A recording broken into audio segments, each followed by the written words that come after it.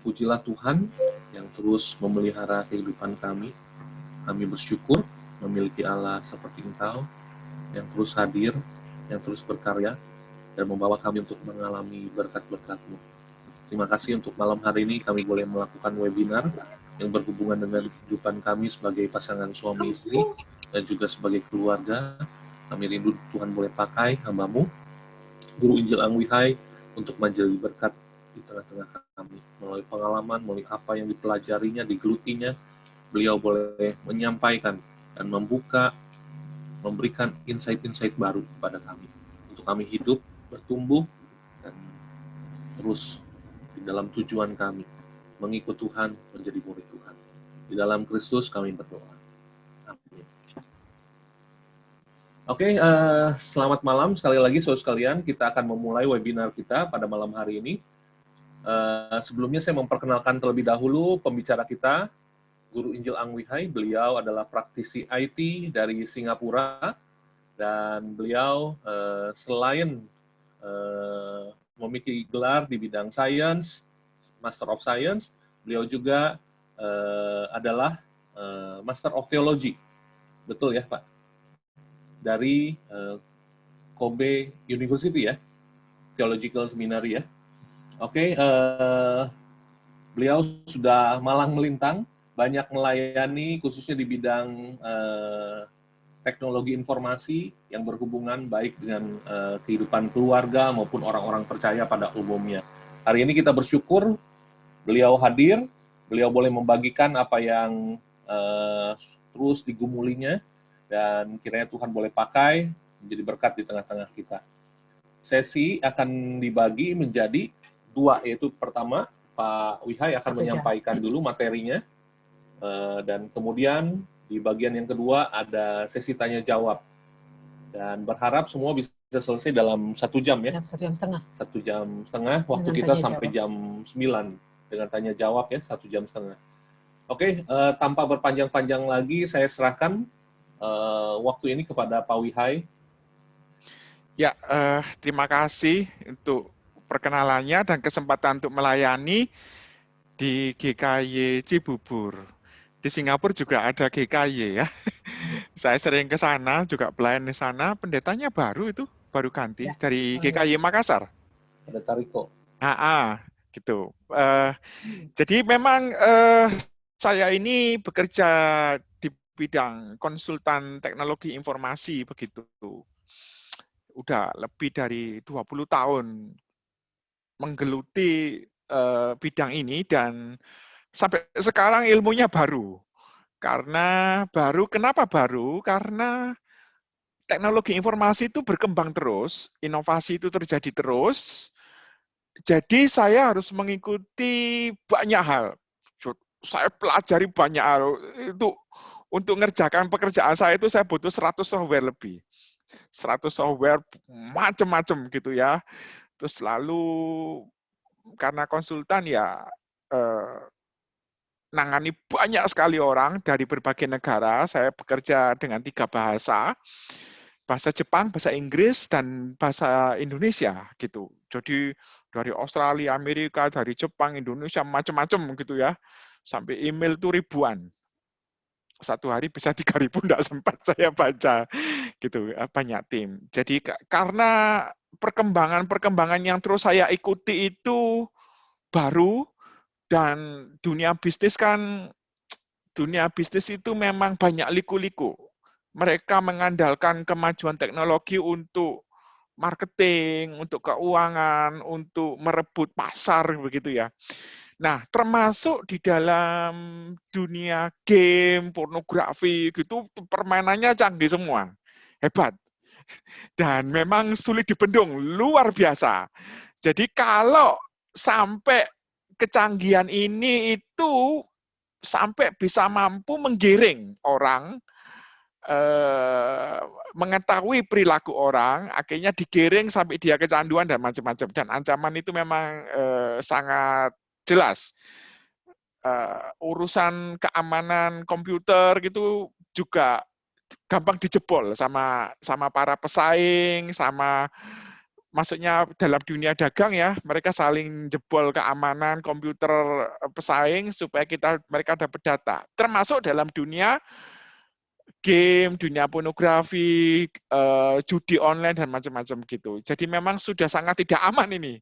Karena arus lalu lintas internet itu mudah dilacak, mudah direkam, dan sulit untuk hilang. Jejak digital itu sulit untuk hilang gitu. Saya share screen dulu.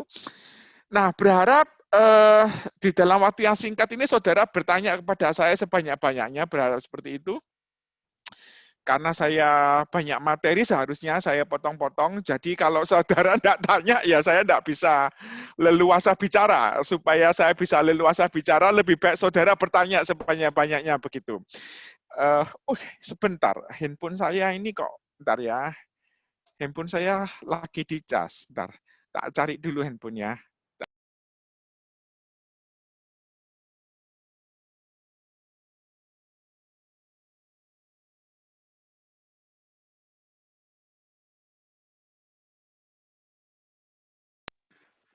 Oke, handphonenya udah diambil.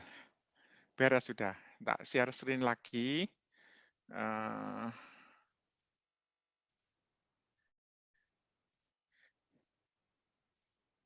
Ya, jadi saudara, dunia ini berubah. Teknologi terus berubah, terus terjadi inovasi. Tidak mungkin teknologi itu statis. Jadi terus berubah-ubah. Sampai orang IT seperti saya itu ngikuti perubahannya aja nggak sempat. Terlalu banyak, terlalu luas, terlalu cepat. Gitu, terlalu banyak, terlalu luas, terlalu cepat, sehingga tidak bisa mengikuti semua. Akhirnya butuh tim untuk bisa mengikuti semua perkembangan. Karena siapa yang tidak bisa mengikuti, kalau dalam dunia dagang loh ya, dia akan kalah. Dia akan kalah bersaing, karena senjata kita itu bukan mobil lagi sekarang. Senjata kita teknologi untuk memenangkan satu perdagangan dan bisnis begitu.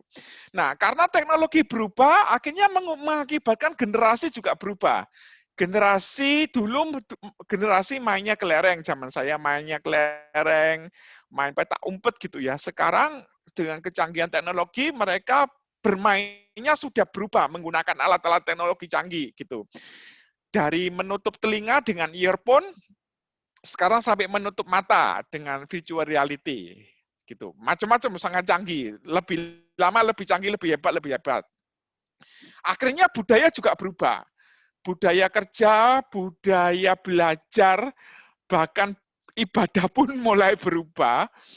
Cara orang kuliah mulai berubah, cara orang mendapatkan sertifikat pelajaran dan macam-macam, termasuk rapat bisnis dan macam-macam, cara orang berdagang semua berubah, banyak berubah gitu. Karena dengan teknologi semua lebih murah sekarang, tidak perlu pakai pesawat terbang.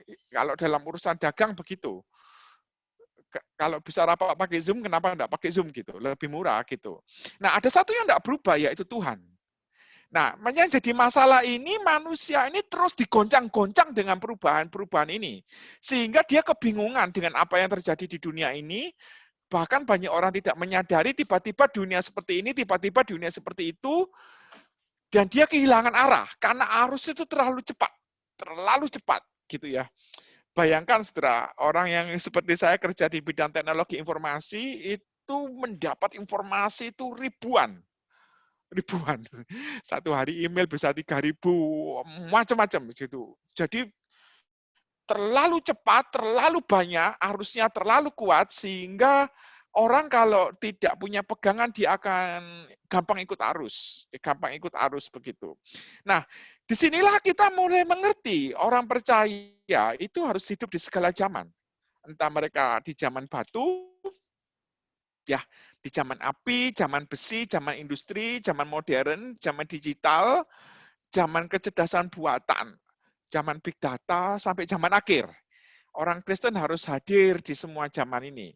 Dan tantangan itu semakin berat, karena semua serba terbuka.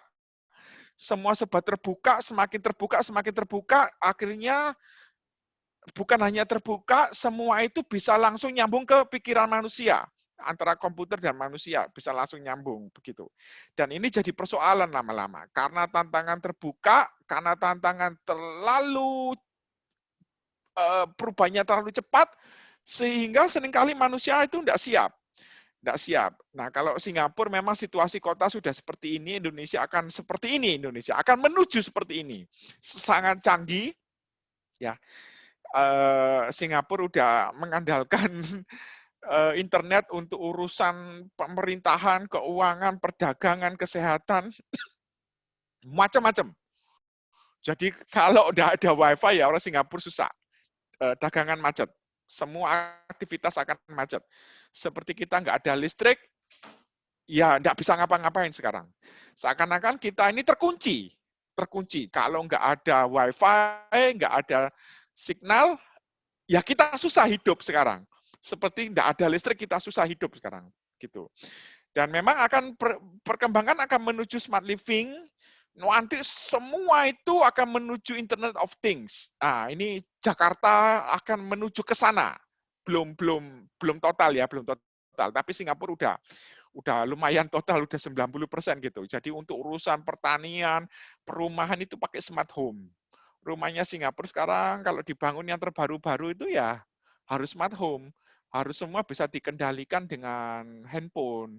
Pendidikan Singapura ya harus menggunakan internet yang canggih-canggih gitu karena bahan-bahan sekolah semua ada di situ, urusan kesehatan, urusan pemerintahan, urusan energi, urusan taksi, urusan mobil, urusan MRT Singapura udah enggak pakai sopir, urusan perdagangan, urusan data, termasuk data sekolah, data penduduk, wah itu nyambung semua. Jadi pergerakan, karena data ini adalah data orang itu sudah kerekam, jadi pergerakan orang itu akan kerekam.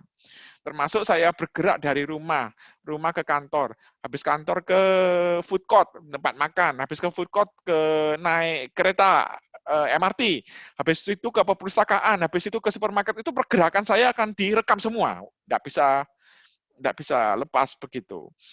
Nah, akibatnya memang karena informasi terbuka terjadilah tsunami informasi. Tsunami itu adalah arus yang sangat kuat dan datangnya bukan sekali datang, tetapi bergelombang. Gelombang pertama datang, gelombang kedua datang, dan sangat kuat, sangat cepat, sehingga siapa saja yang di depannya, kalau dia tidak ada pegangan yang kokoh, dia pasti kena arus, hanyut, kena gelombang informasi, bukan gelombang air ya, gelombang informasi. Karena informasi itu terlalu cepat, terlalu kuat, informasi dari seluruh dunia, budaya-budaya dari seluruh dunia, termasuk hoaks, tidak hoaks, benar, tidak benar, menurut kebenaran firman Tuhan, tidak menurut kebenaran firman Tuhan, masuk dari berbagai arah. Manusia akan gampang terombang-ambingkan. Itu udah pasti. Dan saudara akan banyak melihat orang kebingungan di dalam dunia ini karena dia tidak mempunyai pegangan hidup gitu. Nah, ini kan dulu kan linear. Saya ini orang IT. Kalau jelasin sesuatu sukanya pakai grafik. Jadi saudara nanti sepanjang seminar ini selalu melihat grafik gitu. Ya, ini namanya linear. Linear itu 1 tambah 1 2, 2 tambah 2 4, 4 tambah 4 8. Jadi dulu itu perkembangannya linear. Linear itu artinya garis lurus. Ditemukan misalnya zaman batu, zaman besi, zaman industri, zaman komputer, tapi masih belum canggih. Lalu ditemukan internet, ditemukan superkomputer, ditemukan server, ditemukan big data, ditemukan smart teknologi, ditemukan AI, artificial intelligence, langsung perkembangan itu naik ke atas. Inilah disebut era eksponensial karena atas. Yang ini linear, yang kuning. Nah, masalahnya masih banyak orang hidup di sini. Di linear, contohnya emak-emak, orang-orang dulu, cara dia buka toko, tokonya masih jam 8, jam 9 sampai jam 6 sore. Nah, kalau yang di linear, dia bukanya bukan buka toko, tapi perdagangan online 24 jam. Dia menggunakan uang digital, kalau di sini masih uang kertas. Nah, ada orang yang di sini kuliahnya masih kuliah tatap muka, tapi orang-orang di Singapura udah kalau mau dapat sertifikat langsung online aja. Nggak perlu ketemu guru, gurunya ada di video kata dia. Lebih murah. Kalau tatap muka ketemu guru, ngabisin waktu guru mahal gitu. Langsung ngambil ujiannya aja sekalian, langsung ujiannya pun online gitu ya. Cara baca Alkitab mulai berubah. Di sini kertas, yang di sini sudah masuk Alkitab digital gitu. Komunikasinya di sini tatap muka, di sini screen to screen gitu. Nah, ini langsung perkembangan. Nah, orang akan dipaksa pindah ke sini. Kalau dia tidak pindah ke sini, apalagi kena corona, dia tidak bisa kebaktian. Dia tidak bisa sekolah. Dia tidak bisa komunikasi. Nah, itulah yang disebut dengan disruption. Bingung dia. Kegoncang-goncang orang itu. Keluarga kegoncang-goncang. Bisnis kegoncang. Nah, ketika dia harus pindah ke sini. Kalau tidak pindah, dia bisnisnya mati. Kalau dia tidak pindah ke sini, dia sulit beribadah. Kalau dia tidak pindah ke sini, dia tidak bisa sekolah, gitu.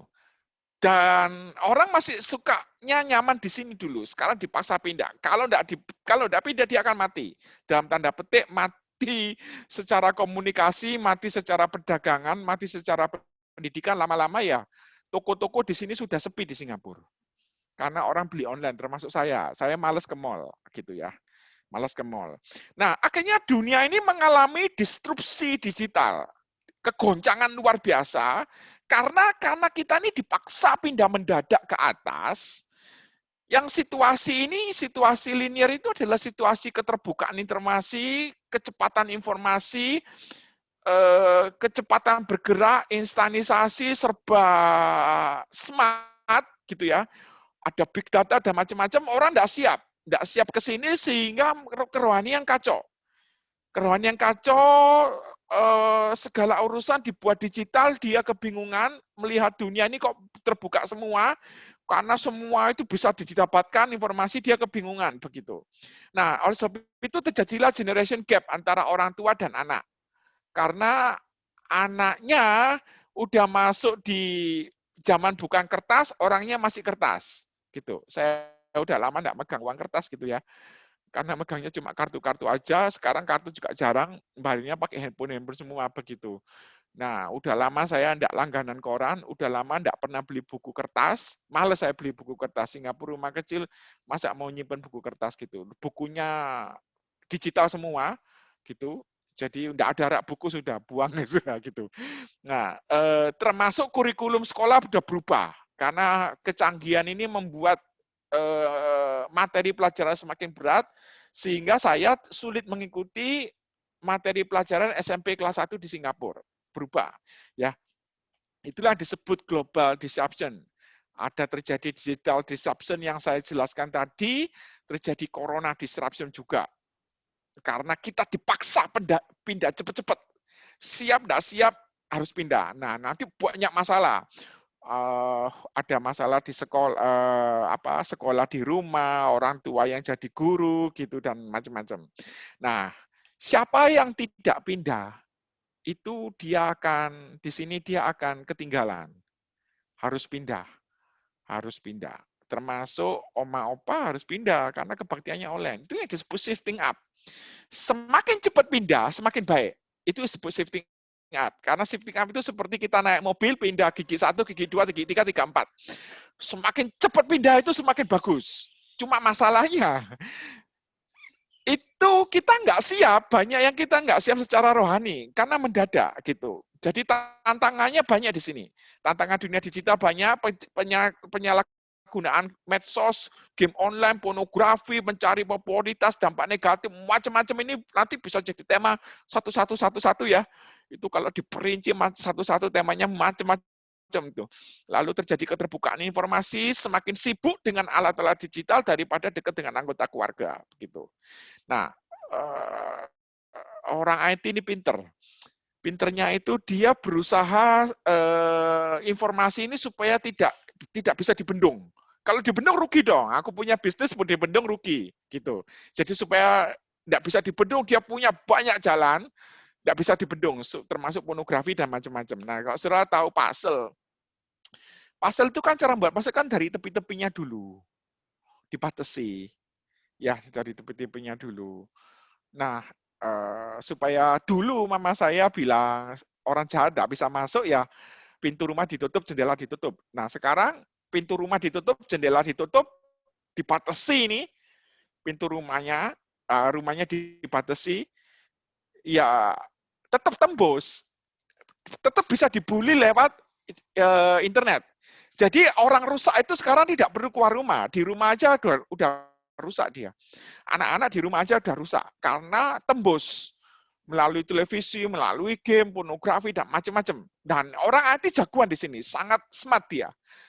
Termasuk di Singapura pornografi dibendung, tetapi yang dibendung yang kemampuan untuk membendung cuma tidak sampai 10%, 90% itu tidak bisa dibendung, ya, tidak bisa dibendung. Jadi memang peperangan terbuka istilahnya. Dan orang IT pinter, inilah yang disebut intelijen ya, canggih dia. Dia memakai rumus ini, predicting consumer behavior. Jadi kalau saya buka YouTube, misalnya, saya suka buka YouTube yang lagu-lagu rohani. YouTube akan mengerti pola perilaku saya buka YouTube. Jadi lagu-lagu rohaninya akan mengikuti terus di ikon-ikon selanjutnya. Kalau saya buka pornografi di YouTube, nanti pornografi yang selanjutnya itu akan ngikuti saya terus. Dan itu semua sulit dihilangkan jejak karena semua pakai account ya, Google account dan macam-macam ya. Nah, termasuk dalam dunia perdagangan, kalau kita buka satu publikasi, satu marketing, publikasi marketing, nanti akan diikuti oleh marketing-marketing yang lain gitu. Jadi memang perilaku seseorang di dalam dunia digital itu mudah dilacak. Ini pakai kekuatan AI. Nah, ini orang-orang bisnis ini memang sengaja dibuat gini supaya dia tidak kehilangan customer gitu. Nah, rumus ini itu dipakai untuk urusan pornografi, game online, dan macam-macam gitu ya. Nah, yang jadi masalah juga itu remaja, anak-anak kita. Nah, anak-anak kita ini grafik ya, ini kestabilan emosi orang tua, ini usia anak. Ini sumbu X ini ya, ini sumbu Y. Saya orang IT, jadi kalau jelasin enak pakai grafik aja daripada ngomong-ngomong tak bosen ya. Agak Surabayaan bosan. Ya, jadi ini anak kita waktu bayi, kita semakin stabil ini. Oh, anakku lucu gitu ya. Nurutan kalau dikasih tahu dengerin. Aduh lucunya. Tapi kan anak tambah besar, jadi semakin usia remaja. Tapi pada waktu dia remaja, semakin berbantah-bantahan, semakin ngelawan, semakin suka di luar rumah, waktunya lebih banyak ke teman-temannya dan macam-macam, mengakibatkan kestabilan emosi turun, jadi menjadi semakin tidak stabil. Gitu. Itu normal. Jadi kalau sudah punya anak semakin remaja, semakin waktu anak itu semakin dibuat temannya, lalu kita kesepian, lalu anaknya sekir kemana-mana gitu, anaknya suka bantah, suka diskusi macam-macam gitu ya. Nah, membuat kita emosi sebagai orang tua itu normal. Nah, yang jadi masalah harusnya anak menuju dewasa. Kalau parenting itu sangat baik, oleh sebab itu kita perlu belajar parenting.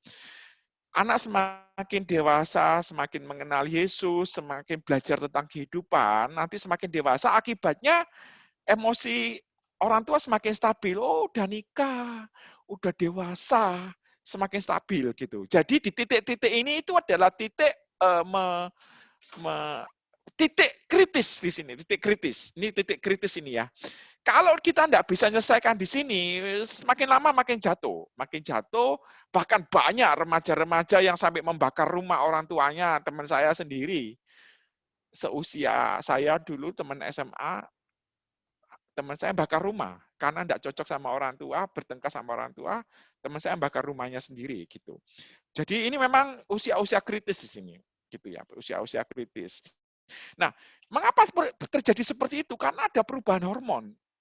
membuat dia tidak stabil. Dia sedang mencari identitas diri, mulai bernalar kritis, berargumentasi habis-habisan ya. Mulai mendekat pada lingkungan luar rumah. Maksudnya bisa jadi lingkungan digital, meminta kebebasan lebih gitu. Mulai memberontak, keinginan lepas dari orang tua, kebebasan media sosial, adanya keterbukaan informasi. Jadi ini tuh yang jadi masalah di sini gitu. Ciri-cirinya kira-kira seperti itu. Lalu, nah, saudara sudah ngerti kira-kira grafiknya posisi seperti ini. Jadi kalau usia remaja saudara sering emosi sama anak itu normal. Tetapi tetap harus ada penyelesaian di sini. Supaya ini tidak sampai jatuh. Titik ini tuh tidak sampai jatuh ya, titik ini. Mungkin jatuhnya di sini. Tidak sampai jatuh ke bawah. Mungkin ke sini ya gitu ya. Syukur-syukur semakin naik ke atas. Nah, bagaimana itu caranya supaya naik ke atas? Supaya tidak jatuh gini. Gitu. Banyak yang kalau tidak dibina dengan baik remaja-remaja sekarang, ya kebebasan istilahnya, keterlanjuran sampai kacau. Sampai hilang anak itu, banyak situasi itu. Oleh sebab itu, solusinya gini solusinya. Nah, ciri khas seminar saya memang pakai solusi. Saya enggak curhat masalah aja ya. Gitu. Yang penting saudara nanti mancing-mancing saya untuk ngomong banyak gitu. Solusinya gini, saya tarik garis hijau. Jadi ketika masalah itu ada di sini, saudara harus banyak belajar tentang parenting, belajar keluarga, belajar mengatur emosi sebagai orang tua. Kemampuan parenting ini sangat penting di dalam dunia digital yang bergejolak tadi, yang cepat berubah tadi, ditambah situasi anak yang gampang terpengaruh oleh dunia luar. Karena dia sedang mencari identitas. Nah, kemampuan parenting kita ini, hijau ini penting. Oleh sebab itu, seminar-seminar keluarga, seminar parenting itu perlu sekali untuk memperlengkapi keluarga muda, untuk mempersiapkan keluarga, bukan hanya anak, tetapi suami, istri, dan macam-macam, supaya dia bisa meresponi perkembangan ini dengan baik. Makanya pelajaran ini, pelajaran parenting itu mesti naik ke atas, kita mesti sedia emosi juga. Emosi kita itu harus, karena situasi seperti ini, kita harus siap-siap. Jangan gampang emosi. Jadi emosi kita mesti ada persediaan lebih. Kalau benar-benar jengkelin sing anak itu, yang anak itu jangan cepat-cepat emosi. Nah, target kita kan mendidik anak itu supaya anak itu terpanggil loh. Dia punya panggilan khusus karena kita diciptakan oleh Tuhan itu untuk melakukan perbuatan baik yang Tuhan mau kita lakukan gitu. Termasuk anak-anak kita. Jadi ketika anak itu ada, bukan hanya sekedar ada, tetapi dia mengerti Allah, mengenal Allah. Nah, di dalam iman Kristen, bukan hanya sekedar mengenal Allah loh. Ada kalimat panggilan di dalam iman Kristen. Kalau di dalam iman lain, dia tidak mengerti kata panggilan, karena dia tidak mengenal Allah. Dia tidak tahu siapa yang memanggil. Oleh sebab itu, setiap orang itu punya panggilan, karena dia mengenal Allah, mengenal Yesus, lalu dia punya panggilan hidup untuk melakukan sesuatu. Dan dia suka melakukan pekerjaan-pekerjaan Allah, suka melakukan apa yang menjadi panggilan dalam hidupnya. Dan anak itu menekuni, dan anak sangat ahli di dalamnya. Misalnya dia terpanggil jadi dokter, jadi teknolog, jadi ahli arsitek dan macam-macam, ahli kesehatan, ahli farmasi, dia sangat menekuni dan sangat ahli. Dan dia tahu bahwa keilmuannya itu dibutuhkan oleh dunia, menjadi solusi. Sehingga dia merasa hidupnya bermakna, bahwa hidupku ini, di dunia ini, aku memenuhi panggilan Tuhan, aku menekuninya, akhirnya aku memberikan solusi terhadap permasalahan dunia. Dan anak kita rela, tulus, tanpa imbalan melakukannya. Dan anak kita berkontribusi bagi dunia yang lebih baik. Jadi anak kita itu merasa bahwa tidak percuma. Dia sangat semangat menjalani hidup ini karena ada yang dilakukan, ada yang dia lakukan untuk dunia lebih baik dan dia melakukannya untuk Yesus. Kira-kira targetnya ini ya. Target kita ini untuk anak targetnya. Nah, memang akhirnya banyak yang jadi masalah itu, banyak orang menyekolahkan anak sehat fisik, otaknya pinter karena terpelajar, yang jadi masalah sakit rohani, sakit moral. Sehat fisik, tapi ke dalamnya nih loh, rohaninya rusak. Sehat fisik, hidupnya cuma main-main game gitu aja. Kalau kita bandingkan dengan Nick, ya, dia enggak normal tubuhnya. Tetapi dia jadi berkat bagi banyak orang. Kerohaniannya dewasa, hidupnya memberkati banyak orang, gitu. Nah, kita mau mendidik anak seperti apa? Mau kasih makan aja, sehat, fisik, vitamin, macam-macam. Kasih ilmu gitu aja, kelas yang banyak. Loh, betul, tapi kalau cuma sebatas kesehatan fisik dan kesehatan pikiran, intelektual, tanpa ada kerohanian, dia mungkin jadi sampah masyarakat, bawa pedang, bawa celurit gitu ya. Ya jadi kacau gitu. Bandingkan dengan Nick yang tidak punya tubuh yang sempurna tapi jadi berkat. Lah kita ini mau didik seperti apa? Target kita paling enggak syukur-syukur dia sehat jasmani, sehat secara pikiran, intelektual. Syukur-syukur dia, lebih penting lagi dia punya kesehatan rohani. Ini target kita. Jadi saudara salah kalau cuma menyekolahkan anak kasih makan gitu aja, sangat salah. Karena tidak memberi makanan rohani gitu loh. Makanya disebut home based discipleship. Jadi rumah itu penting di sini, adalah basis pembinaan menyeluruh bagi anak. Gereja seperti GKI Cibubur. Nah, ini membekali, ayo jemaat. Ini loh konsepnya seperti ini. Gereja memberikan training, memberikan seminar untuk memperlengkapi kita semua supaya pulang kita ini dilakukan di rumah masing-masing. Tetapi tanggung jawab untuk membina anak ya saudara yang jadi orang tua. Gereja memperlengkapi. Gereja penting di sini untuk memperlengkapi. Gitu. Jadi karena kerusakan itu lebih banyak di rumah sekarang. Kerusakan orang itu lebih banyak di rumah. Dia tidak keluar, tapi di rumah itu dia kena informasi macam-macam, rusak dia. Jadi rumah ini harus dibenahi. Rumah adalah sekolah pertama anak-anak kita. Nah, orang tua adalah pendidik, guru utama. Guru yang pertama, guru paling lama, dan guru seumur hidup. Gitu ya. Makanya Ulangan 6 ayat sampai 7 ini sangat terkenal. Saya coba membahasnya dari sisi yang lain ya gitu ya. Inilah perintah, ketetapan, peraturan yang aku ajarkan kepadamu atas perintah Tuhan Allahmu untuk dilakukan di negeri kemana kamu pergi mendudukinya. Supaya seumur hidupmu, engkau dan anak cucumu takut akan Tuhan Allahmu, berpegang pada segala ketetapan dan perintahnya yang kusampaikan kepadamu, dan supaya lanjut umurmu, maka dengarlah ya orang Israel.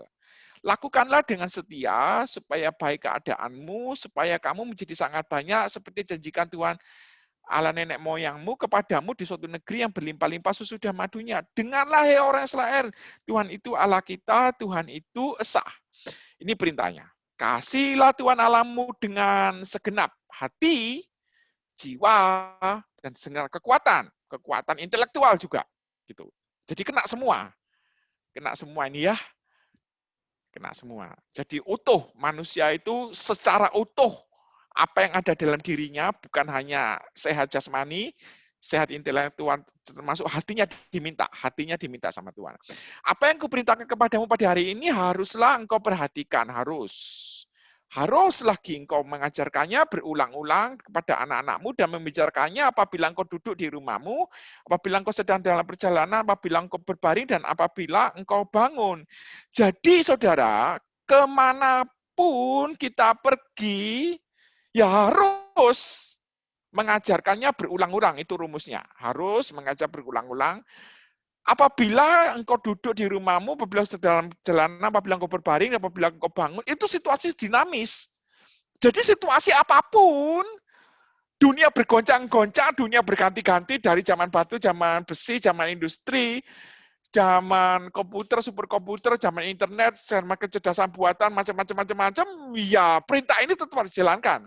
Jadi perintah ini harus dilakukan di semua zaman.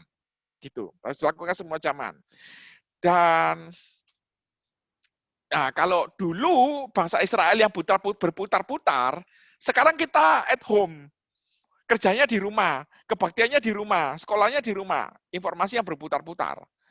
Informasi yang berputar-putar ini juga bahaya, karena sulit dibendung, karena kecepatannya tinggi, karena dia dalam bentuk tsunami informasi, siapa yang tidak punya pegangan, dia akan ikut. Nah, tapi Tuhan kasih jawaban. Inilah perintah, ketetapan, dan peraturan, gitu ya. Perintahnya. Jadi begini, kalau saya gambarkan secara grafik lagi, home based discipleship ini jawaban terhadap ancaman dari berbagai luar yang masuk ke rumah. Ancaman yang sangat smart itu ancamannya ya. Siapa yang melakukannya? Orang tua. Ya orang tua, ya saudara. Saya gitu. Bapak Ibu, terutama saya bapak. Bapak itu kan kepala keluarga. Kepala keluarga itu bertanggung jawab. Kepala keluarga itu manajernya, leadernya di dalam keluarga yang membuat program-program pembinaan anak, yang membuat pemuritan di keluarga. Gitu. Di mana dilakukan? Di dalam dan di luar rumah, dalam perjalanan, dalam ke sini, ke situ, ya tetap harus dilakukan. Seperti ulangan pasal 6 kita baca, apa yang perlu diajarkan? Kasihilah Tuhan Allahmu, yaitu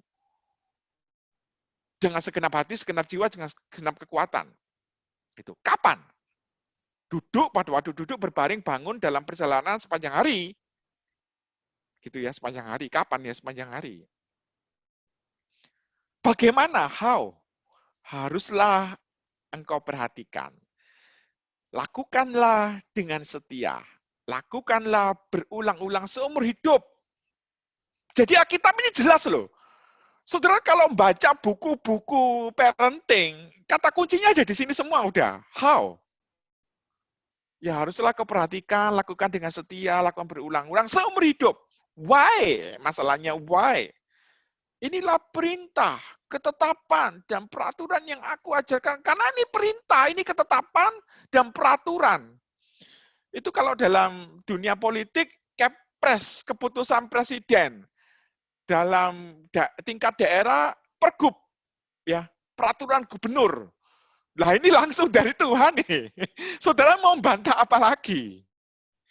Ini langsung dari Tuhan, inilah perintah, ketetapan ini untuk seumur hidup. Udah enggak bisa dibantah-bantah lagi, saudara harus ikuti inilah. Kalau engkau mau bertahan menjadi orang Kristen yang setia pada Tuhan dan menjadi saluran berkat-Nya, bukan hanya sekedar hidup, bukan hanya sekedar menjadi orang Kristen, tetapi orang Kristen yang terpanggil menggumuli, menekuni bidang keahliannya, dengan bidang keahliannya itu menjadi berkat bagi banyak orang. Ya ini perintah ini harus dijalankan. Bukan hanya sekedar pinter, bukan hanya sekedar menyekolahkan anak supaya pinter, tetapi juga memenangkan hati anak untuk Kristus. Supaya ketika pikirannya pintar, tetapi hatinya mengendalikan hidupnya. Hati untuk Tuhan itu.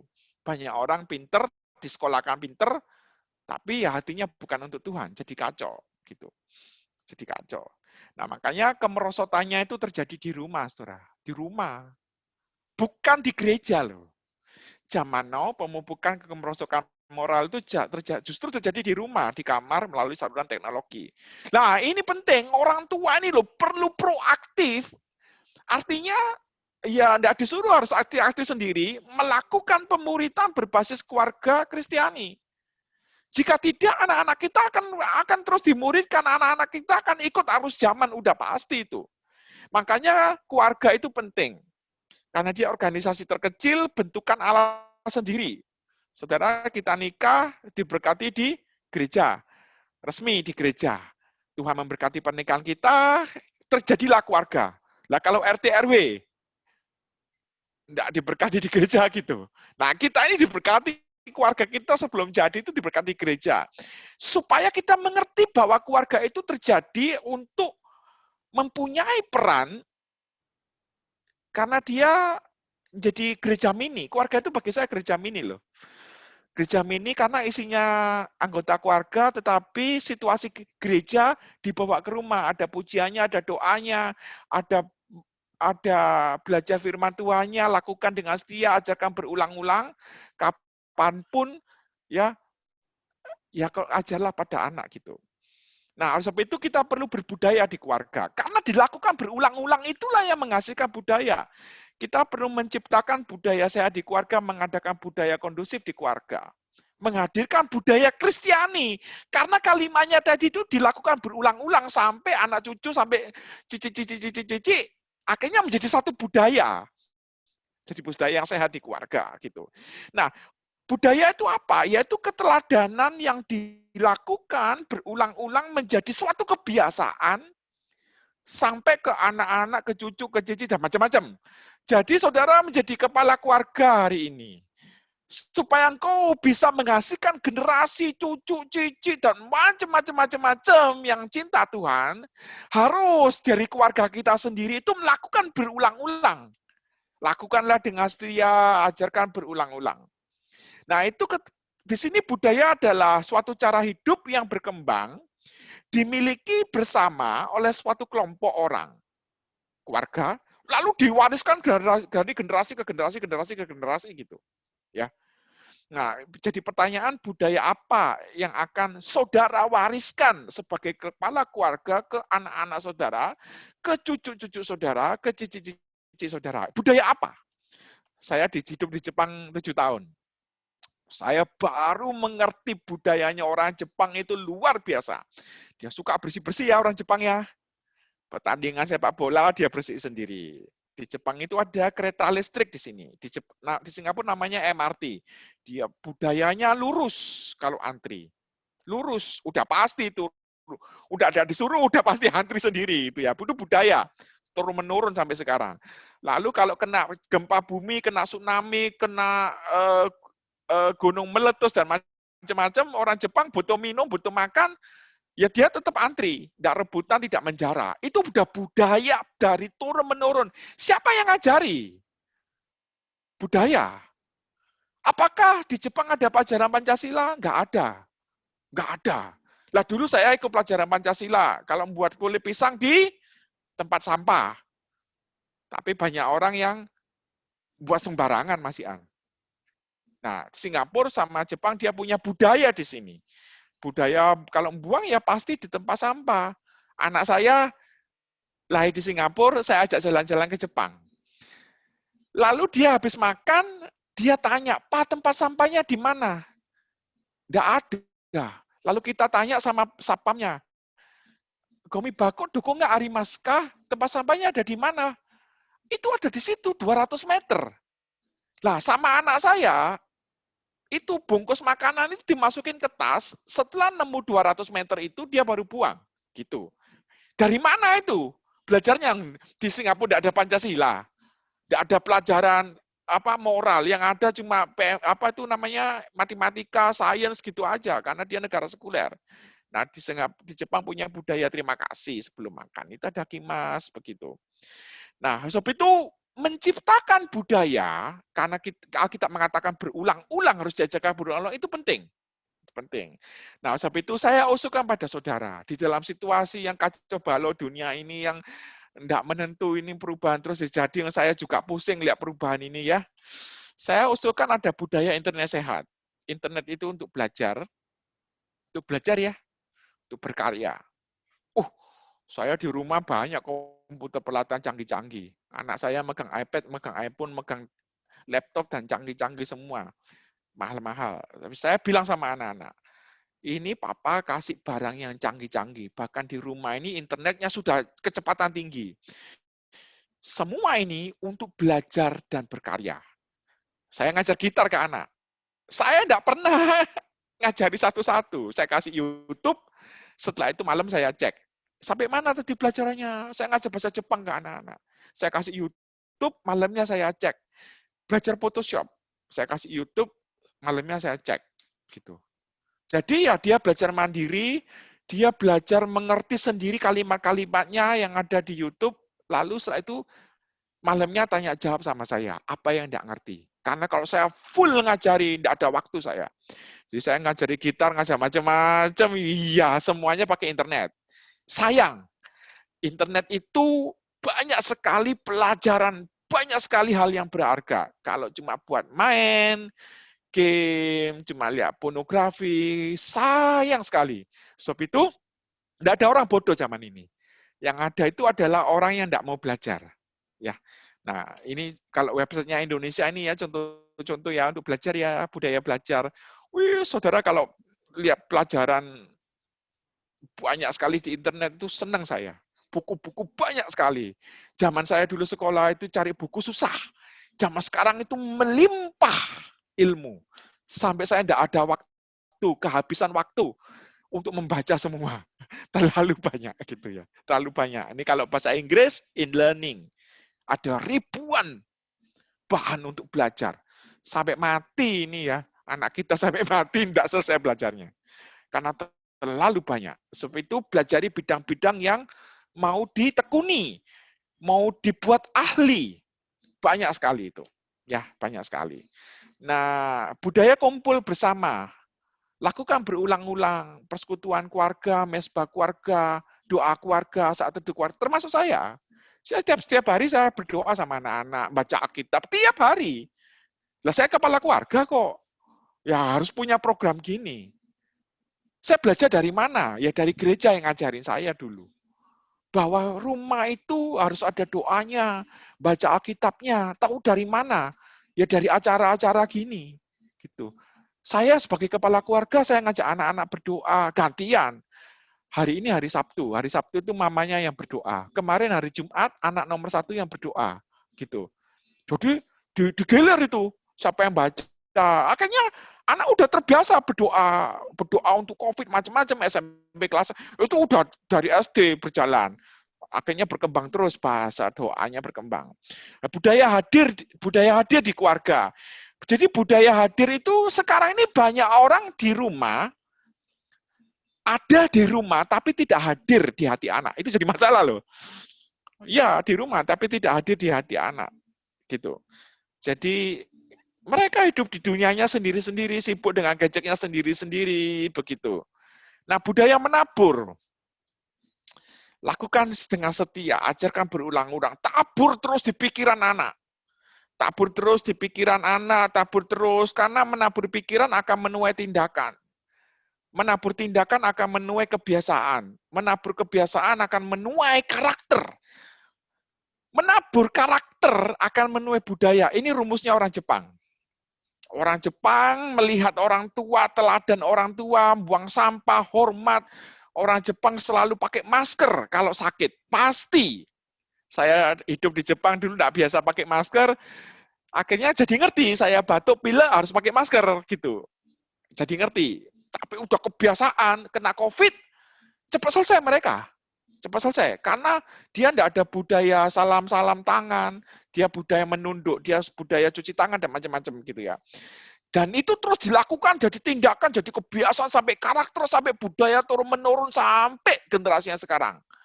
Orang Jepang disiplin, bersih, termasuk Singapura, rapi, tanggung jawab, kerja keras, itu budaya orang Jepang. Belajarnya dari mana? Bukan dari Alkitab. Bukan dari Alkitab. Lah kita punya Alkitab sekarang. Harusnya kita lebih baik dari mereka. Harusnya ya. Sebab itu pembiasaan itu dan pembudayaan. Diajarkannya berulang-ulang seperti ulangan pasal 6 tadi. Lalu dilakukan berulang-ulang. Dilatih terus secara konsisten. Menjadi kebiasaan yang berulang-ulang. Menjadi karakter. Jadi budaya. Sampai cucu, sampai cicik, sampai generasi-generasi. Jadi saudara, bersyukurlah kalau saudara menjadi orang tua yang mengerti rumus ini ya. Hanya melakukan berulang-ulang aja loh. Ya, saya capek kok. Bagaimana enggak capek? Saya satu hari baca email 3.000, belum WhatsApp-nya, belum persiapan pelayanan, tapi meskipun saya capek, saya masih ngelatih anak. Saya belajar gitar, ngelatih bahasa Jepang, ngelatih desain, ngelatih coding, ngelatih ini, ngelatih itu, capek. Malam ngajak baca Alkitab, masih ngajak berdoa sama keluarga. Capek. Saya tidak ada pembantu di rumah, saya bersihkan sendiri rumah saya, capek luar biasa. Jadi kalau saya persiapan pelayanan, ya kadang-kadang di dalam MRT itu persiapan mikir-mikir tema, baca-baca banyak hal, melihat situasi, tapi memang kerjaan saya itu membantu saya mengerti situasi zaman. Jadi apa yang terjadi ke depan, saya lebih gampang tahu duluan, karena apa yang terjadi orang IT itu gitu. Jadi khas orang IT itu adalah dia harus mengerti inovasi apa yang akan terjadi untuk memenangkan satu perdagangan. Nah, oleh sebab itu ancaman-ancaman ke depan tuh apa yang terjadi orang IT itu tahu duluan biasanya.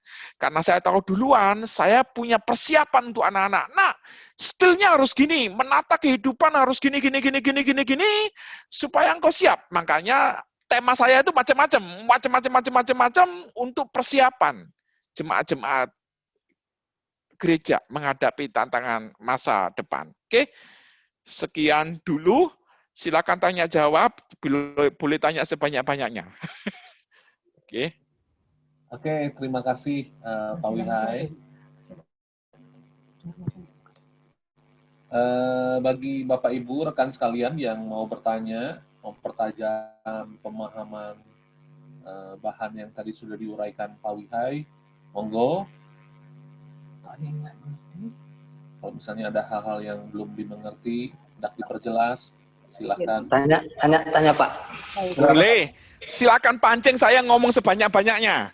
Sebab saya tidak ada waktu untuk ngomong sebanyak-banyaknya, jadi dipancing aja. Oke, silakan.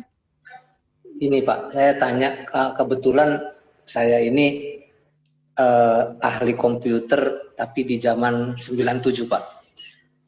Lotus aja. Oh, Boxstar itu. Ya, jadi cuma Lotus. Nah sekarang anak saya sudah pintar sekali. Kan kalau Bapak itu memberi tugas tadi Photoshop gitu.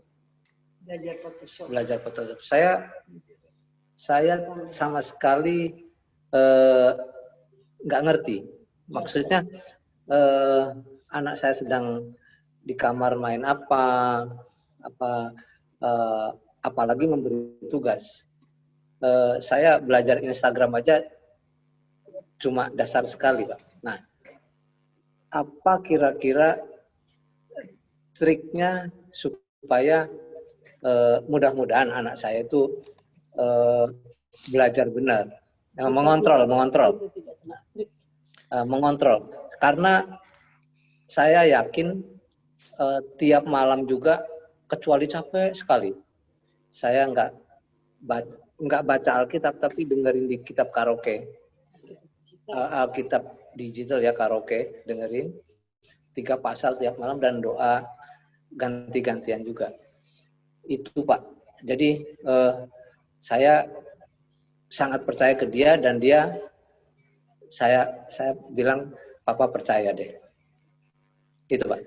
Oke, memang saya menyadari ada beberapa di antara kita mungkin tidak bisa mengikuti ke semua kecepatan itu, karena terlalu cepat. Saya aja tidak bisa mengikuti kok.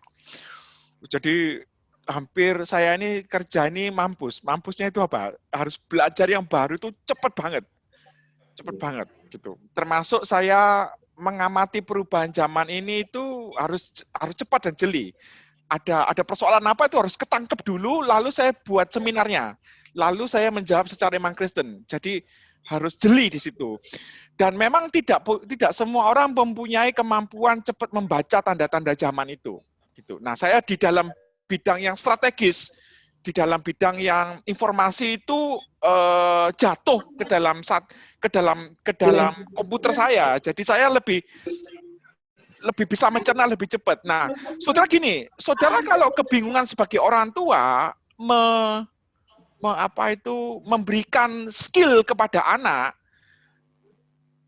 tapi saya percaya, saudara kita sebagai orang tua, kita ini bisa apa sih? Nah, kebetulan saya bisa coding, saya bisa desain. Saudara kalau lihat seminar-seminar saya ada 400 itu, ada 400 desain itu. Saya bisa apalagi musik, saya bisa apalagi. Nah, itu saya ajarkan semua ke anak. Saya bisa bahasa Jepang, bisa bahasa Inggris, semua ajarkan ke anak. Nah, saudara bisa apa? Bisa masak, bagus. Ya, ajarkan aja ke anak. Bisa catur, bagus. Ajarkan aja ke anak. Jadi ada yang bisa diajarkan. Tetapi ada yang paling penting. Kalau kita itu misalnya bisa cuma mengajarkan sedikit tentang ini, jangan lupa yang paling banyak bobotnya itu adalah mengajarkan anak untuk mengasihi Tuhan. Ya, supaya kalau dia tahu panggilan hidupnya, kita nggak ngajarin pun, anak akan mengejar sendiri supaya dia bisa fulfill, bisa memenuhi panggilan hidupnya. Saya bukan berlatar belakang keluarga Kristen, bahkan orang tua saya SD aja nggak lulus, gitu. Jadi, tapi saya sudah mengenali panggilan hidup. Akhirnya semua saya pelajari sendiri. Saya belajar bahasa Jepang, saya kuliah teologianya pun pakai bahasa Jepang. Mampus belajar komputer, kepala pusing pokoknya. Ya, tapi ini untuk memenuhi panggilan Tuhan. Jadi bersyukur, saudara, kalau punya sebagai orang tua, mendoakan anak untuk ketemu panggilan hidupnya, lalu dia bisa mengejar untuk menyenangkan Tuhan, untuk memenuhi panggilan hidupnya. Gitu. Yang penting kerohaniannya masuk dulu.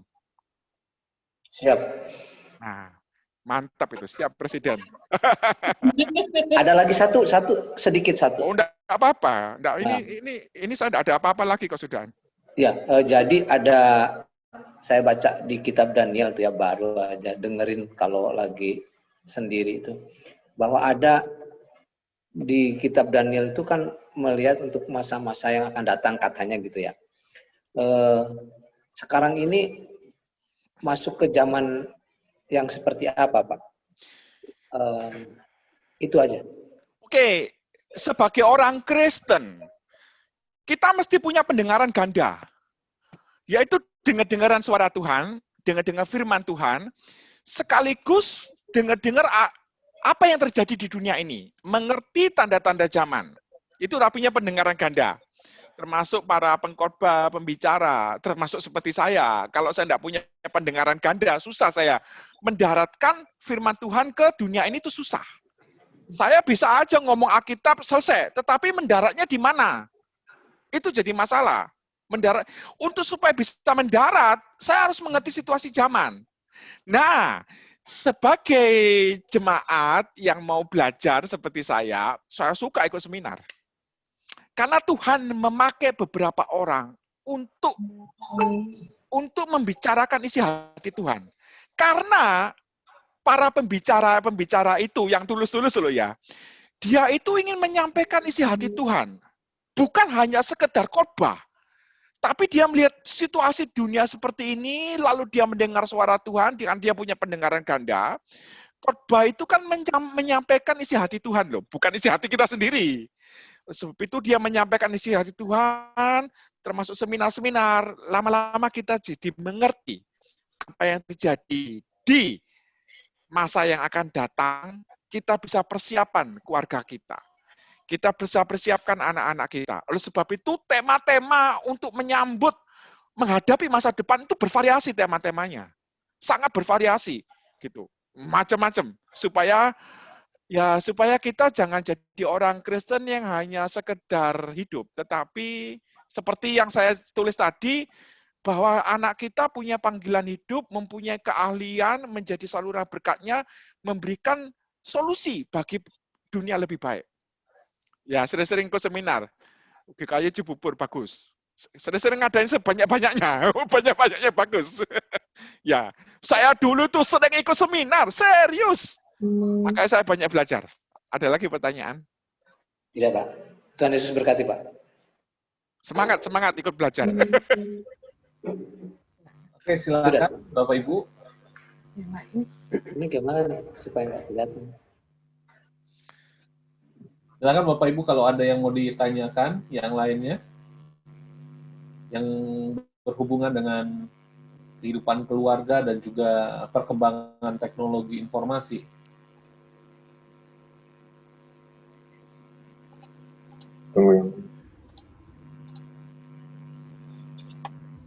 Halo. Ya. Pak, boleh. Ya, silakan. Saya mau nanya, Pak. Ya, silakan. Ya, ada tips nggak Pak? Gimana cara untuk kita diri kita sebagai orang tua ini building trust kepada anak. Misalnya kan sekarang zamannya mereka harus secara mandiri kan menggunakan internet, terus apalagi makan dalam masa remaja gitu. Nah itu apa ya tipsnya ya? Saya lebih banyak memberikan waktu berkomunikasi dengan anak, gitu. Karena komunikasi itu bisa membaca isi hati, bisa membaca pikiran dia. Seperti kita waktu pacaran gitu kan, supaya ngerti pacar kita itu kalau ulang tahun sukanya apa, kan harus ngomong-ngomong, harus sering-sering pacaran gitu kan. Kalau nggak sering pacaran kan kita nggak tahu. Kecuali kalau pacaran kita itu pacaran yang bentuk aktivitas. Pacaran bentuk aktivitas itu misalnya hari ini pacaran nonton bioskop, minggu depan pacaran berenang, minggu depan lagi pacaran shopping, habis itu minggu depan lagi pacaran ke kebun binatang. Itu aktivitas. Berjam-jam berduaan tetapi cuma habiskan waktu untuk kegiatan. Makanya pacaran yang benar itu dialog. Keluarga itu harus ada dialog, harus waktu ngomong-ngomong dari hati ke hati. Makanya saya tadi menjelaskan tentang budaya untuk kumpul di keluarga. Oh, di keluarga saya tiap hari kumpul, curhat. Istrinya tanya, besok acaranya apa? Besok acara ini. Hari ini ada apa? Direview semua, dibahas semua gitu. Nah, keterbukaan ini penting. Lama-lama dia curhat. Kalau dia tidak curhat, anak kita, tanda tanya. Ada apa? Nah, akhirnya anak-anak banyak yang curhat. Jadi, sediakan waktu pokoknya untuk anak-anak, untuk ngomong-ngomong, untuk main, untuk berdialog, untuk bersama. Besok ya, ini lagi Desember, liburan sekolah. Ayo kita buat acara outing keluarga. Makanya, minggu kemarin kita jalan-jalan sama anak-anak. Gitu, makan, nanti curhat macam-macam, nanti pokoknya harus ada waktu untuk menjalin komunikasi lebih dekat supaya kita bisa isi tahu hati anak. Lama-lama enak kok ngomongnya itu. Lama-lama kita nggak sembunyi-sembunyi, anak kita nggak sembunyi-sembunyi dari kita juga, gitu. Lama-lama begitu kok. Jadi kata kuncinya komunikasi, kedekatan, hadir di hati anak, bukan hanya sekedar ada di rumah, gitu. Oke? Nah, terus kalau misalnya hubungan kita udah ya sebelumnya kan mungkin tidak terlalu baik dengan anak, jadi mereka agak jaga jarak. Nah, itu gimana untuk mengembalikannya lagi? Ya, gini saudara, harus dikondisikan pelan-pelan sambil didoakan. Percayalah, Tuhan akan memberkati perjuangan kita sebagai orang tua dan tidak akan percuma. Yang penting kita menabur. Itu tidak akan kembali dengan sia-sia.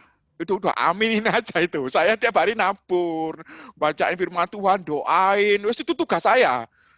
Terus kapan anaknya berubah? Itu bukan urusan saya. Karena itu biarlah Roh Kudus yang bekerja. Saya itu tiap hari berdoa loh. Tuhan, Roh Kudus, tolong kasih anak saya anugerah. Supaya anak saya percaya Yesus, supaya dia punya karakter seperti Kristus. Tiap hari berdoa itu. Anak saya dengar saya berdoa itu. Ya enggak apa-apa, sudah. Didoain, kita memohon terus sampai capek sama Tuhan, ya sudah biarin. Gitu.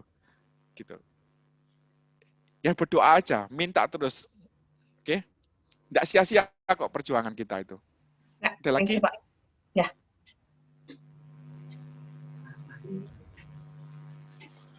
Sekalian Pak. Ya. Siapa ini? Ahmad Tupan.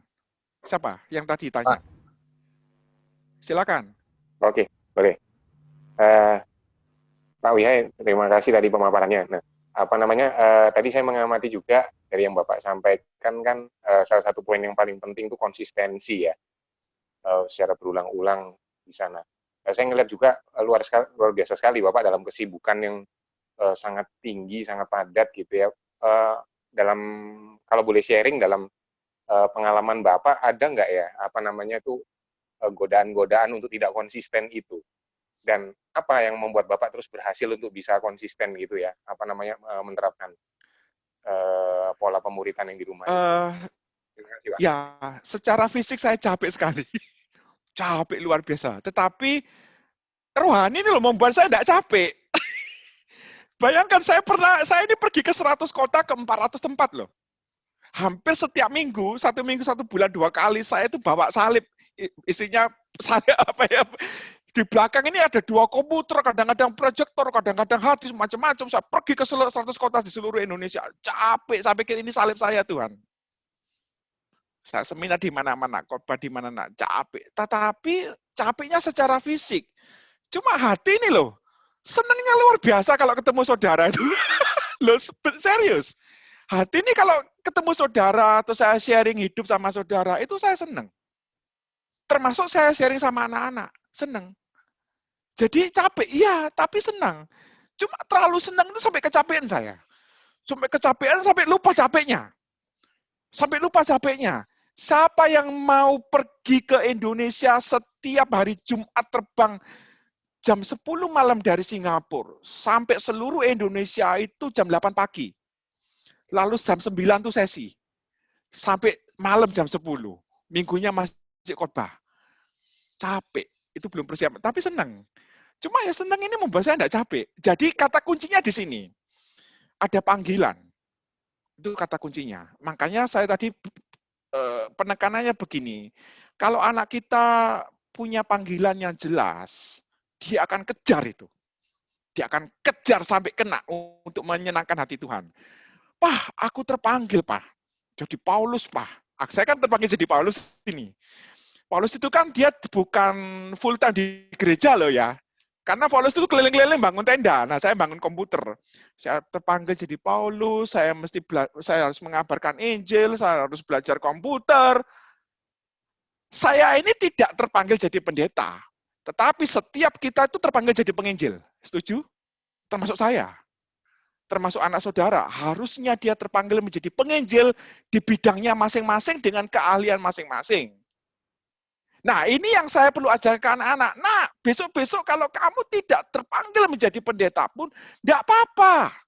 Tetapi yang penting ketika kamu punya keahlian komputer, kamu punya keahlian ekonomi, kamu punya keahlian desain, keahlian macam-macam, gunakan semua itu untuk melayani Tuhan. Karena apa, Nak? Karena Tuhan menggunakan semua bidang ini untuk menjangkau manusia. Yang belum tentu pendeta mengerti bidang itu, dan belum tentu orang-orang lain itu mengerti bidangnya di situ. Kita yang sudah terpanggil ini yang mau ahli di dalamnya. Makanya saya selalu mengajarkan kepada orang tua, kalau mendidik anak itu jangan hanya mendidik dia jadi pinter. Kalau dia sudah terlanjur pinter, hatinya bukan untuk Tuhan, maka anak ini dengan kepintarannya akan melawan Tuhan loh. Parah itu. Parah. Sebab itu kalau orang tua kita punya kemampuan terbatas, yang paling penting, kasih kerohanian. Nanti biar anak itu besok-besok jalan sendiri. Termasuk saya, jalan sendiri. Capek, tapi seneng kok. Ketemu Arman, Tupang, aduh, lain kali kita makan-makan yang enak, seneng kok. Oke, ada lagi pertanyaan? Nggak tahu sampai jam berapa, terserah loh ya, besok kan Minggu. Ketemu di Surabaya, Pak. Ketemu Surabaya, siap. Pak, Mau tanya lagi. tanya lagi, Pak. Boleh. Saya teringat baru kemarin ada tamu, kebetulan saya buka toko ya, toko interior gitu. Yang datang itu ya orang intelek, punya suami orang Singapura, rumahnya di Singapura, ada di sini ada. Dia Muslim. Suaminya nggak tahu. Entah bagaimana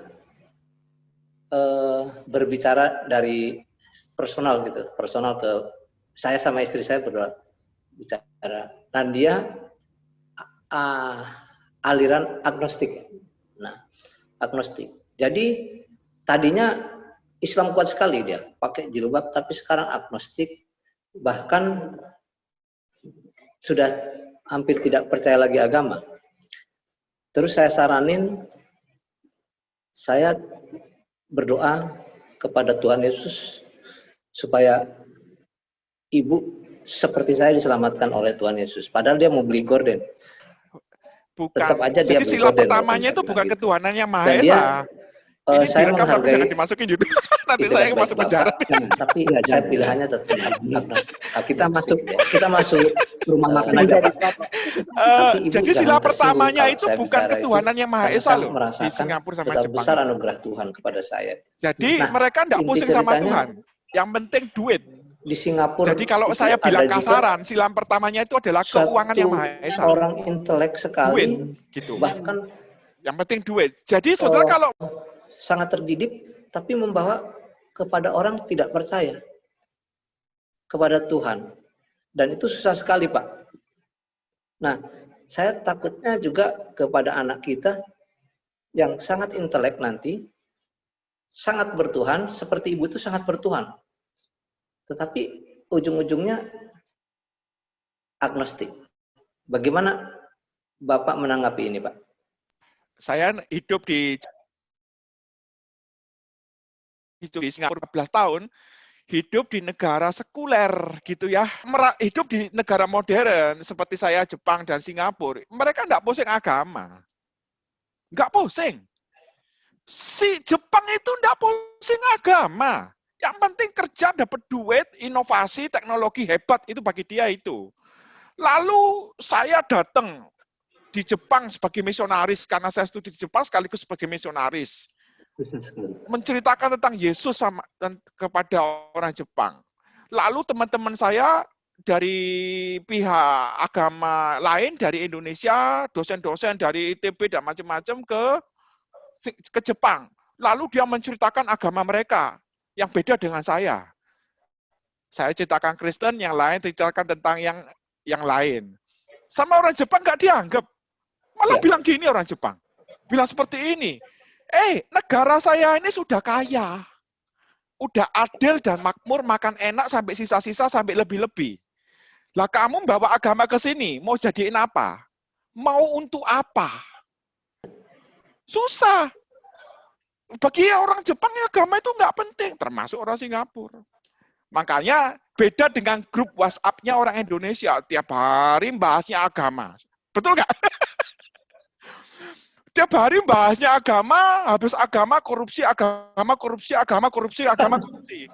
Saya ini jadi bingung, ini bahasnya agama terlalu banyak, korupsinya juga terlalu banyak loh. Ya. Jadi saya ini pakai Indonesia ini gimana gitu ya. Yang di Singapura sama di Jepang itu nggak bahas agama dan nggak bahas korupsi. Tapi karakternya, habitnya bagus. Bagus. Karakternya luar biasa, kerja keras, hebat. Ini kalau saya cerita bisa panjang ini. Ada satu sesi sendiri ini. Cuma intinya begini. Saya tetap mengatakan, jangan membangun keluarga itu seperti keluarga Jepang dan Singapura. Hebat, intelektual, pinter, kaya, duit. Orang Singapura kalau jalan-jalan itu malas di Singapura. Ke seluruh dunia itu terbangnya. Macam-macam semua negara sudah bisa jangkau dia. Yang jadi masalah adalah kepintarannya itu sampai membuat dia tidak percaya Tuhan. Ya. Jadi ini kalau dalam kitab Ibrani pasal yang ke-11 ayat kedua atau ketiga. Dengan iman kita percaya bahwa alam semesta dijadikan oleh Tuhan. Dengan iman kita mengerti kalimatnya. Tak baca ya. Bentar ya. Ibrani pasal 11, ini Alkitab digital ini carinya cepat. Jadi langsung Ibrani pasal 11 ayat 3. Nih, karena iman kita mengerti bahwa alam semesta telah dijadikan oleh firman Allah. Karena iman kita itu mengerti. Jadi untuk membuat anak itu mengerti tentang pencipta itu bukan pakai otak. Bukan pakai kepinteran. Orang Jepang banyak yang pinter, nemuin macam-macam dapat hadiah Nobel. Apakah dia mengerti bahwa ada pencipta? Nggak ngerti. Karena apa? Nggak percaya Tuhan. Jadi kalau cuma ngajari anak pinter, tapi tidak membina anak untuk percaya Tuhan, untuk mengasihi Tuhan, lama-lama jadi orang Jepang. Pinter, nggak percaya Tuhan. Tapi syukur. Syukurnya gini, orang Jepang itu masih syukurnya kalau dia gagal pun bunuh diri. Dia enggak bisa makan, dia bunuh diri. Dia gagal kerjaan, bunuh diri. Orang Indonesia kalau nggak bisa makan, bunuh siapa? Bunuh teman. Katanya pegangannya agama. Yang Jepang itu nggak ada agama loh. Dia bunuh diri. Aku nggak mau ngerepotin orang ya. Tak mati sendiri aja. Lah kalau orang Indonesia, bacaannya Alkitab, jangan ngomong. Nah, jangan masuk YouTube ini, nanti saya masuk penjara ini. Jangan. Oke, sudah itu aja lah. Yang penting kuncinya, ajarkan anaknya untuk mengasihi Tuhan. Ya, jadi ke kuncinya tiap malam baca kita doa sama. Ya, itu aja. Lakukan berulang-ulang, terus lakukan seumur hidup. Berulang-ulang. Ya. Nanti anak berubah, enggak berubah bukan tugas kita, itu tugasnya Roh Kudus pokoknya. Oh iya, betul. Kita cuma nabur aja. Nabur. Oke, matiin. Oke, Pak. Ada satu pertanyaan di chat room dari Ibu Jasna. Beliau menanyakan, Bapak anaknya berapa banyak, usianya berapa? Oke. Anak saya sekarang SMP kelas 2 dan SMA kelas 1. Tapi saya belajar banyak parenting itu dari dulu. Ikut persekutuan pemuda, ikut persekutuan keluarga muda, dan macam-macam. Sehingga dari awal saya sudah tata. Dari dia masih ada di kandungan, saya nyanyi lagu rohani pakai gitar. Jadi anak di kandungan itu sudah ngerti lagu rohani, dia sudah dengerin lagu rohani. Saya doakan tiap hari, tabur firman Tuhan terus tiap hari gitu. Singapura zamannya kacau balau, dunia kacau balau, ya sudah pokoknya saya nabur. Jadi tak kasih tahu ya, Singapura itu tidak ada pelajaran agama loh. Tidak ada pelajaran Pancasila. Tiap hari matematika, IPA, science, bahasa Inggris, bahasa Chinese, tidak ada agama. Terus siapa yang ngajarin? Saya dulu sekolah di Surabaya, sekolah Petra Surabaya, dapat pelajaran agama, renungan pagi dan renungan pulang sekolah setiap hari. Sekarang siapa yang ngajarin anak saya membaca firman Tuhan? Di sekolah nggak ada. Saya. Jadi tugas kita semua sebagai orang tua. Ya, gereja punya peran, tetapi yang di rumah itu loh, setiap hari loh perannya. Oke? Ya. Oke, tadi Pak Dedi mau tanya. Enggak apa-apa, silakan tanya. Iya, saya bakal lanjutin pertanyaan isi saya sih. Kan, ini saya sebelumnya dikasih info loh, katanya enggak ada pertanyaan banyak hari ini, banyak juga, seru juga. Oke, siap. Nanya. Enggak apa-apa, oke silakan. Ya, kan, kita sharing-sharing gini enak. Tadi masalah komunikasi ya, kalau kita ini orang tua kan, tadi Bapak jelasin juga ada generation gap ya. Bahkan bagi saya pun saya juga orang IT Pak sama, cuman saya merasa juga saya nggak bisa ngikutin kecanggihan anak saya gitu. Terus kalau sekarang kan mereka ini lagi suka main game lah ya, game online dan sebagainya. Nah itu gimana ya? Apakah saya harus ikut juga, maksudnya supaya kita tahu kan mereka itu mainnya itu kebablasan atau tidak? Karena game online sekarang kan aneh-aneh ya. Saya yang agak takut itu kalau mereka sudah mulai chatting kan banyak ini juga ya, banyak orang-orang dewasa juga yang pura-pura main sebagai user juga, dan mereka bisa abuse di situ. Gitu Pak. Tipsnya gimana ya? Oke, di keluarga saya tetap dibatasi main-main alat-alat elektronik ya. Jadi kalau enggak, cuma hari Sabtu dan Minggu, hari biasa enggak boleh main. Supaya enggak main, saya kasih kesibukan. Yang pertama saya harus bilang sama anak-anak, saya ini papa, kepala keluarga, harus hormat sama orang tua, harus hormat sama otoritas. Kebanyakan keluarga itu kacau karena mereka tidak hormat sama otoritas. Gitu. Jadi saya kalau sudah kepepet, tak gunain otoritas. Papa ini di sini kepala keluarga. Jadi yang mengatur keluarga. Gitu. Jadi tetap harus tunduk. Ya sambil kadang-kadang ini harusnya ada materi khusus lagi ya untuk parenting ini. Saya punya grafiknya. Lain kali kita sambung lagi, cuma kita kasih kata kuncinya aja di sini. Kadang-kadang ada yang perlu kita lepas supaya dia mandiri. Kadang-kadang ada yang perlu kita jaga supaya dia tidak liar. Nah, itu ada cara ngaturnya itu nanti di materi-materi itu ya. Yang penting meskipun kita lepas atau kita jaga, itu tetap kita lakukan dengan komunikasi, dengan hati. Supaya ketika kita lepas, dia tidak merasa sebebas-bebasnya. Supaya ketika kita kontrol, dia tidak merasa terikat. Gitu. Nah, oleh sebab itu, kembali lagi, kasih waktu ke anak, dialog ke anak, komunikasi ke anak, ketika ganti peraturan di keluarga, dia tidak merasa sakit hati. Ganti peraturan, gini, dia tidak merasa sakit hati. Karena semua dilakukan dengan kasih. Gitu, tidak sakit hati. Banyak peraturan di keluarga itu yang ganti mendadak seenaknya sendiri membuat anak itu sakit hati. Gitu.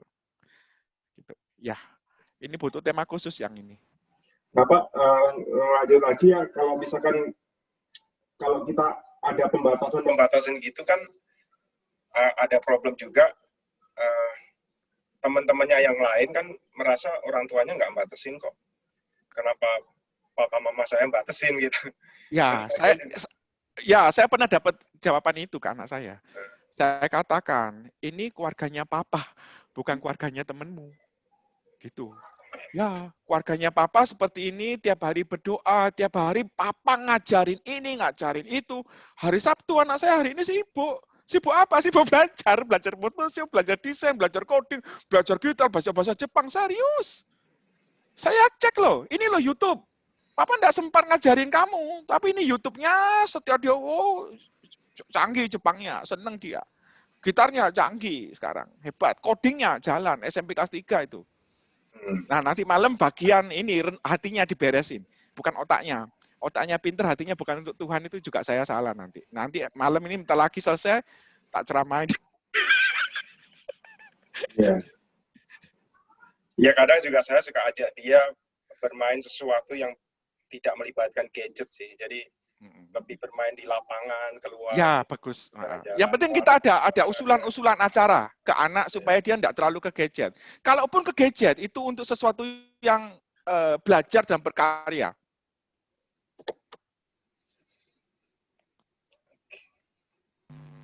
Oke, Bapak Ibu, kita sudah hampir ini mencapai waktu batas kita. Kita bersyukur untuk uraian yang sudah disampaikan oleh Pak Wihai, dan saya berharap tentunya ini akan membuka bagaimana kita menjalankan parenting di tengah begitu banyak tantangan yang kita hadapi, khususnya di tantangan arus teknologi informasi yang bergerak dengan sangat cepat. Kita akan sama-sama foto. Saya mengundang kita untuk membuka video kita.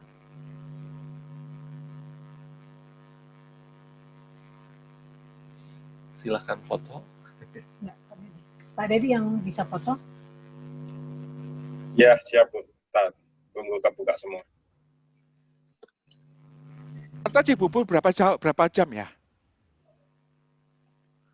Kenapa Pak? Jakarta Cibubur berapa jam? Kalau nggak macet, cepet Pak, setengah jam. Oh. Tapi kalau macet, nggak bisa diprediksi. Ya sama lah, Singapura, Jakarta kalau nggak macet 1 jam kok. 1 jam lebih Pak. 1 jam lebih dikit.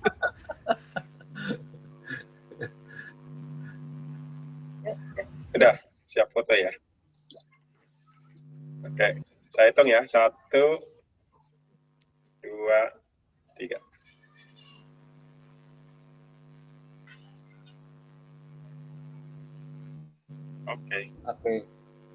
Oke, saya mengucapkan terima kasih kepada Pak Wihai yang sudah menjadi saluran berkat, memaparkan banyak hal yang sangat penting dalam kehidupan kita.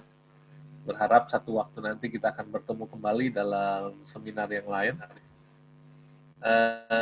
Saya mengajak kita sama-sama berdoa, bersyukur, minta Guru Injil Laura untuk tutup kita dalam doa ya. Mari kita berdoa. Kami sungguh bersyukur Tuhan untuk malam ini, satu materi yang begitu baik, yang kembali membukakan wawasan kami sebagai orang tua, untuk kami dibekali, diperlengkapi bagaimana kami mempersiapkan anak-anak kami menghadapi tantangan zaman yang tidak mudah. Tapi Tuhan, kami tahu ini adalah bagian kami dan tanggung jawab kami yang harus kami kerjakan dengan sungguh-sungguh, sehingga baik kami maupun anak-anak kami sungguh siap, dan kami melihat ini di dalam satu kerangka bahwa Tuhan memanggil kami dan kami ada di tengah-tengah dunia dan di tengah-tengah zaman seperti ini, dan pasti Tuhan punya rencana terhadap segala hal yang sedang Tuhan izinkan terjadi dan kami alami. Karena itu Tuhan, biarlah materi yang sudah kami dapatkan pada malam hari ini sungguh boleh menguatkan dan memperlengkapi kami dan meneguhkan kami juga. Terima kasih untuk hamba-Mu, Pak Angwi Hai, yang sudah menyampaikan materi yang dipersiapkan dengan begitu baik. Tuhan berkati hamba-Mu, pakai dia menjadi alat di tangan Tuhan, memberkati lebih banyak lagi orang-orang yang bisa dilayani. Demikian juga keluarganya, Tuhan berkati dan Tuhan pakai. Terima kasih Bapak, setiap kami yang ikut partisipasi di dalam webinar pada malam hari ini, kiranya Tuhan juga memberkati masing-masing kami. Terima kasih Bapak, ini doa kami, hanya di dalam nama Tuhan kami Yesus Kristus kami berdoa. Amin. Baik. Terima kasih semua. Pak Wihai, makasih ya. Terima kasih Pak. Terima kasih.